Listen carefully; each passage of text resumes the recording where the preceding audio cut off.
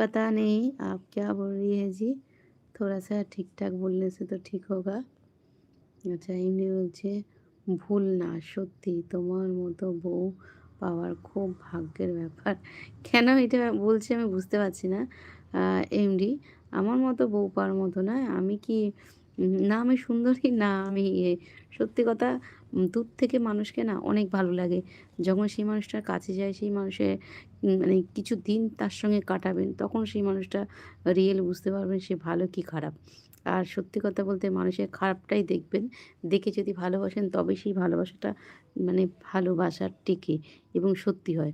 কারণ আপনারা আমাকে দেখছেন হয়তো মানে YouTube এ দেখেছেন, আমার কটা ভিডিও দেখেছেন আর আমার কাজকর্ম দেখেছেন। ওটা আমাকে দেখেছেন দেখে হয়তো অনেকেরই ভালো লাগতে পারে। কিন্তু ওটা তো বাস্তব নয়।